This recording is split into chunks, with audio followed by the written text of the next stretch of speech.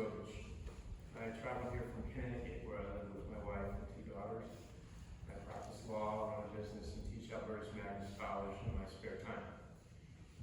But 44 years ago, I was a blue-collar, first-generation college kid from Rankin's Fourth Ward, gone off to school in the big city.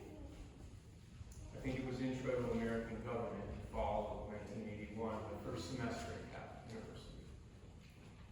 Wandering past an open door in Mayor's Hall one late Friday afternoon, I saw him in what would become a familiar scene, feet up on the half-open desk file drawer, sipping what was likely his 6th or 7th Coke of the day, quietly reading, pen in hand. He looked up over his glasses and he called out to me by name. I was shocked he knew my name, surprised he could even pronounce it. I walked in, sat down, and we started to talk. 3 hours later, I walked out with a tattered copy of Aristotle's Politics, an article by Joseph Cropsey about something called the Parchment Regime, and a soul that had been turned forever to a world of ideas I never knew existed. That day changed my life forever. A week later, I was back in his office, full of criticisms of that Cropsey article. David listened quietly, head tilted, but now with that smile on his face that I'm sure we all came to know. Mistakenly thinking that smile indicated my opinions were well-founded, I doubled down.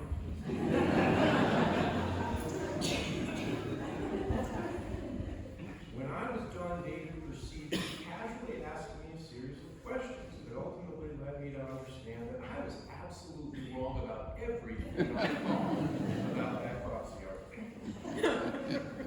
I left school that day, yet I was determined to keep on reading and keep on thinking, and most importantly, keep on talking to David Nichols.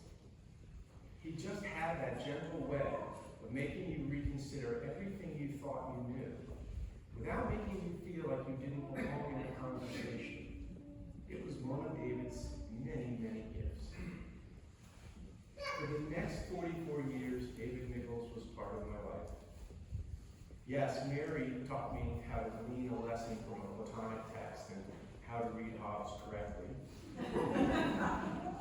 David spent hours leading me to see how his lessons might help us understand and perhaps even one day improve our political institutions.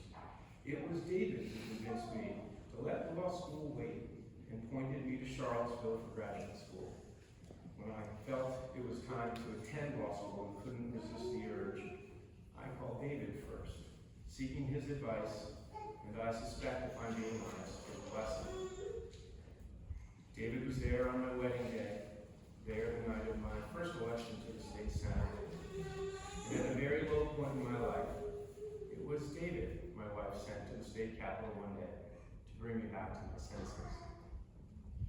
My teacher had become my mentor, and most importantly, had become my friend. His friendship and faith in me as a student and as a human being was transformative. He showed me how life spent reading and thinking and talking about ideas was the best way to live a life. And despite my ambition and desire for worldly goods, I never forgot what David taught me. And I found my way back to the classroom because of him. David was a great teacher, a good friend, and a soul I too will miss every day. But especially when I stand in class and see a young man's eyes light up when he unexpectedly discovers that there is, in fact, something more that can be said. David has always been there for me, a Sunday evening phone call away, an email, a text message, until now. Yes, a great teacher and a good man has passed on, and a little bit of my soul goes with him. May he rest in peace.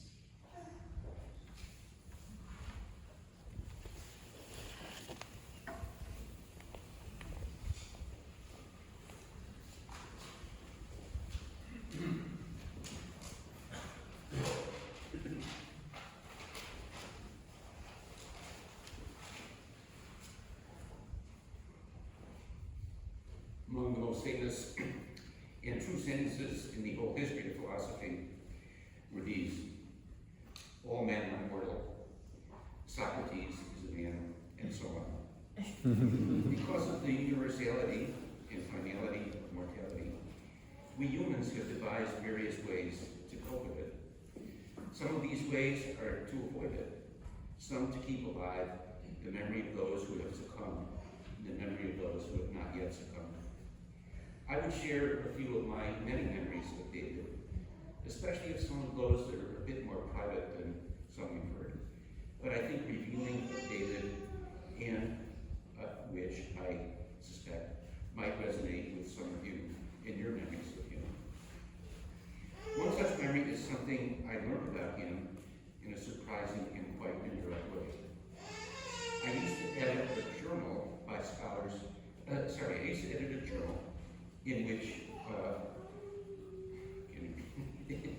capacity I read many submitted articles by scholars young and old. After having been edited a while, I noticed that I was receiving a steady stream of essays by young scholars from Baylor. What really caught my eye, however, was not so much the number, but the disproportionately strong reviews that these essays received from the outside readers who served as referees for my journal. This is how I indirectly learned, without ever being in a classroom with him, that David was an extraordinary and amazing teacher. Another memory, this one not indirectly acquired but rather more direct, occurred when I was writing a book about Abraham Lincoln, in fact, and I was trying to make a claim about him that was rather outside the mainstream. Knowing that David knew as much as anyone about American political history, I sent him the possibly offending material and asked him if I had anything of merit in this thought at all. Not really did he give me an answer, but he then volunteered to read the entire manuscript, and did so to my great benefit. This is how I learned how gracious and generous and helpful he was. He earned my lasting gratitude, and as I suspect, he has earned the gratitude of many others in this room. Going a little further back in time, in the late 20th century, it's nice to be at the border of the centuries. In the late 20th century, my wife Catherine and I were teaching on a commuting basis at Fordham University. One or the other of us would come every week to Fordham and spend a few days and nights at the Nichols home in Montclair, New Jersey. At that time, David and I shared late night habits, devoting our time to such things as running to the nearby Italian bakery for little cookies called pignoli, which we both liked very much. These forays were mostly accompanied by political arguments, discussions of the issues of the day. My favorite memory from these discussions was one about a proposal that Newt Gingrich had made to revive orphanages. David was defending this proposal with a mighty array of arguments, but I could never tell whether he was serious about them or not. This stood as a reminder, still does, as a reminder to me of how sneakily ironic and argumentative, in a good way, he was. A source of entertainment as well as enlightenment. He was such a good man. He is and will be missed.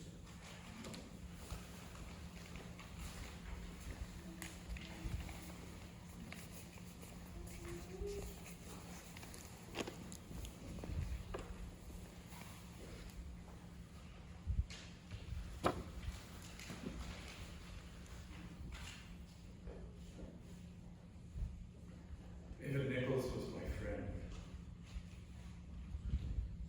From some of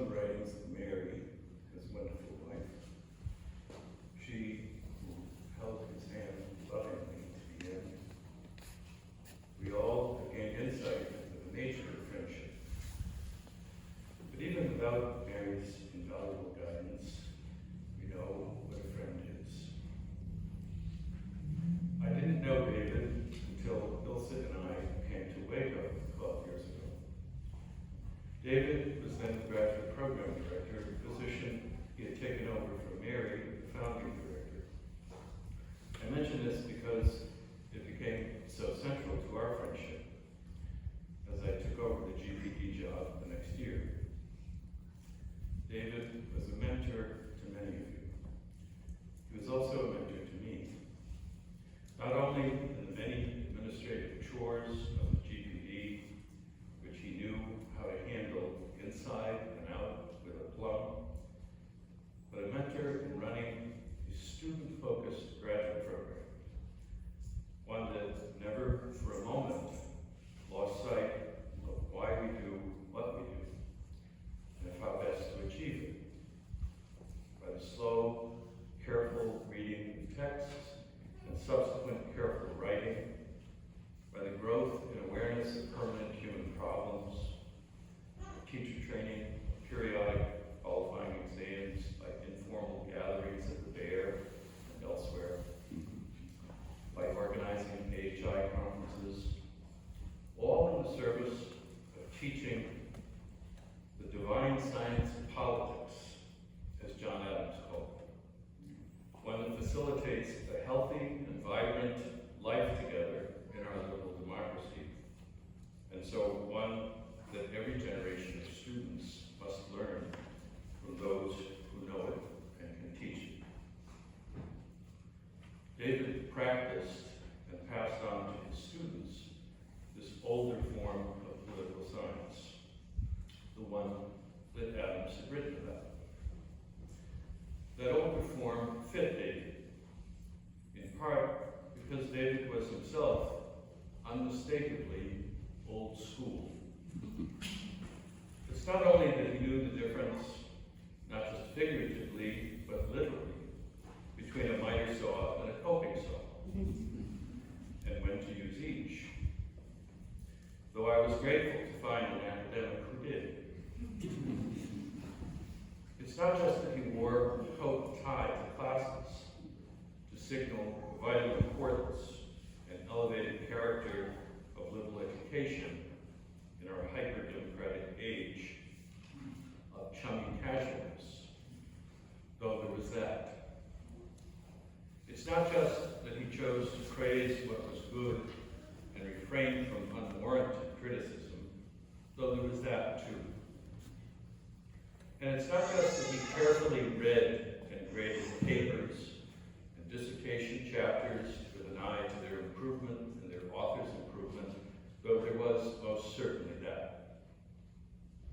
David was old school above all in that he carried himself in all things manfully, without complaint, without wishing, as Aristotle says of true gentlemen, to cause pain to his friends, but wishing instead to bring them only pleasure. He suffered from kidney illness for a long time, before suffering in addition over the past few years from cancer.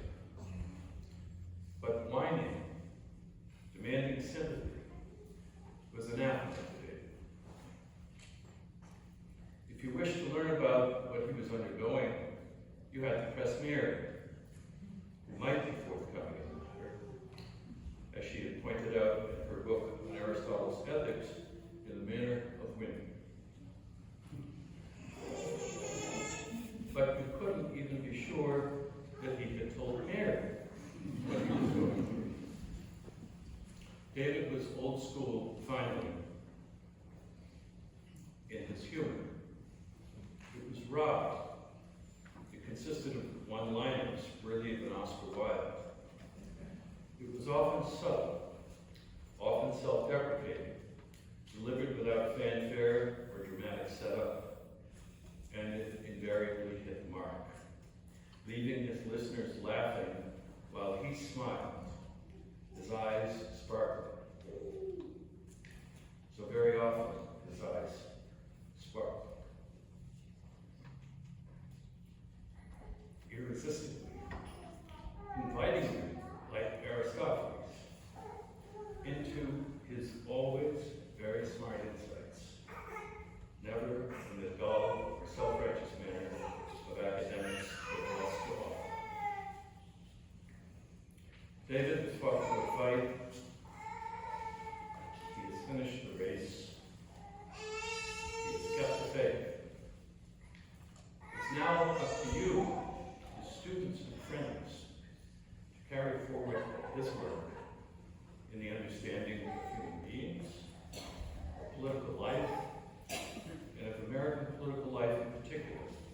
especially in its constitutional framing and direction. Whether you know that directly from him, or from his students, or from his writings. No one familiar with the excellent work that you've already done would doubt for a moment that you're up to this task.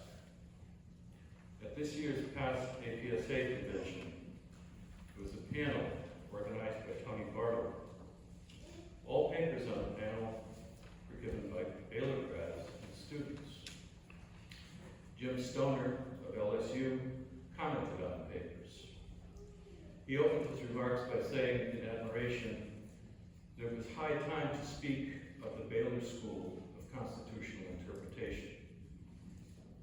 We who heard this high compliment all knew what he had in mind.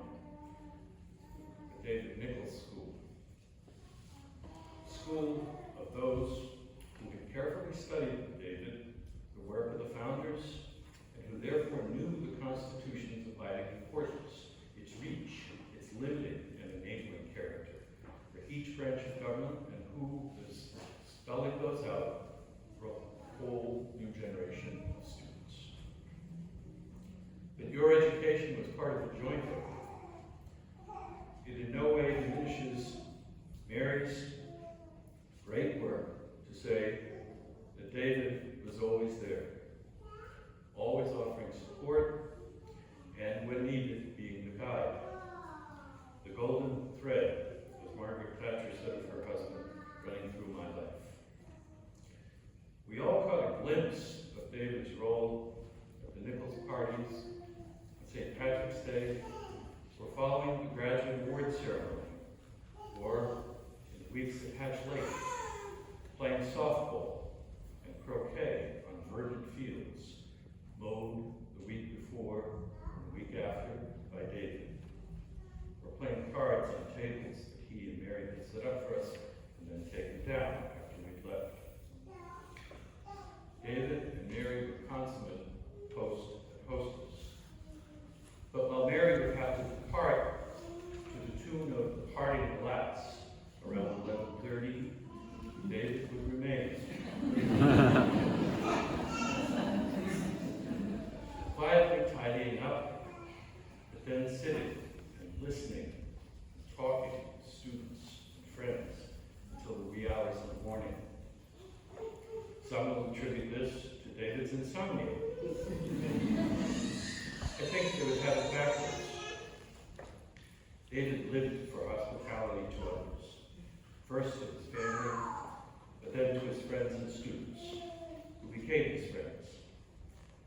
And he lived thinking of them and what he might do for them, making multiple incisive comments on their proposed articles and book chapters, writing letters of recommendation for them, thinking of what phone calls he could place for them, or how otherwise to advance their careers, and above all, talking with them, deliberating with them. It's these things that kept him up at night. He did this, and much more, rather than pursue titles like full professor, which he well deserved. And so he remained a teacher always, through his mentoring in so many ways, even more than through his